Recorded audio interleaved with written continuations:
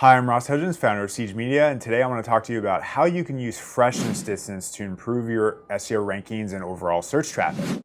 So first, I guess I should define what freshness distance is.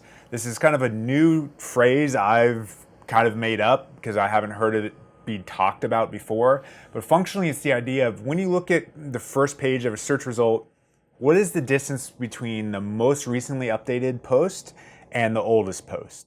And I think this distance can tell us a lot about what that search result requires in terms of frequency of update in order to be competitive on that result.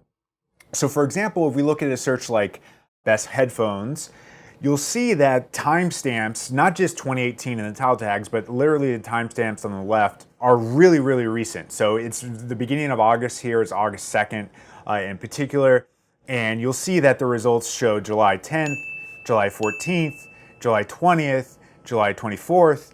The oldest result at the very end of the post is June 20th. You can see that actual distance between those two frameworks is under a month, if not barely over a month old. So if you had a post that you had not updated for more than a month, you're likely not going to get clicked, and or Google, just for whatever reason, whatever combination of those two factors is reality, will push you down and you won't be able to compete on a frequent basis on that search result.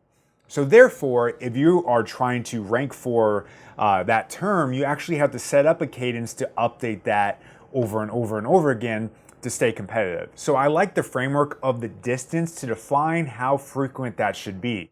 I think if you just looked at the most fresh, most recent date, it could be maybe it's correlation that they just happen to update it at that moment, but I think the overall scope of the entire search result can inform how often you need to update something. So in this example, if it's a month in total, I think your general goal should be in the upper 75 percentile of date freshness. I don't think you have to be the newest post on the result, but if it's a month framework, I think it's probably good to update that every 2 weeks or so. If that's not possible, and obviously this is a very, very extreme example, at least every month is required to stay competitive. Because I think if I'm a user and I'm searching for best headphones and I really want the tech turnover, I'll be aware of that, and it won't bother me necessarily on that result. But on another one, being near the top upper echelon of the most fresh is just generally a good SEO best practice to set. You can see the opposite side of that would be a search like what is good running form. So if you look at this search result, you'll see the top result is actually from 2013.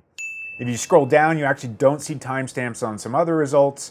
You see a May 14th, 2018, again in 2013, 2014, even an article from 2000, which I probably have not seen an article from 2000 literally for 10 years. So that's pretty amazing that that result is that old, but you can see the distance is actually 18 years in this case. So in that instance, I don't think the frequency of update is as important.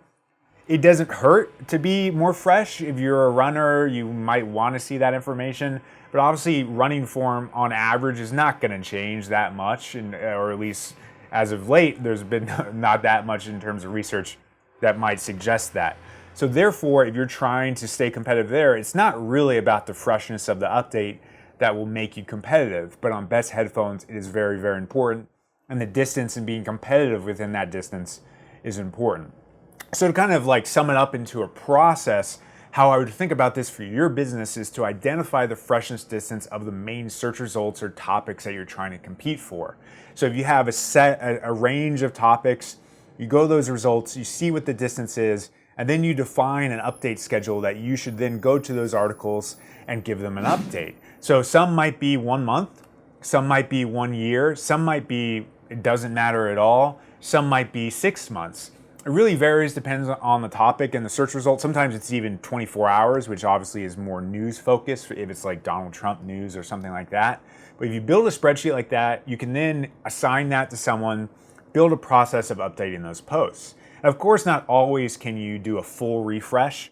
So what I suggest is you can put a date that says last major refresh, and then last QA sweep or quality assurance sweep, as I call it, date that you would then apply to update the date here. So maybe you do a post sweep every quarter and you see one thing is out of date. you update that. Or maybe there's long-term notes you can write about your running form and how that happened after, how your form or your fitness increased after 6 months of using that. Or maybe it's addressing comments or questions you got about that article. Those are all reasons to update these posts and make them more fresh on average, which I think will give you a reason to not just update the post date, because I do believe that will actually long-term hurt your rankings if you just straight update a date simply because of that freshness distance required. So hopefully this concept is useful for you. You can put it into practice and become more competitive in the markets you compete in. If you liked the video, please give us a thumbs up, subscribe, and let me know what you thought in the comments. Thanks for watching.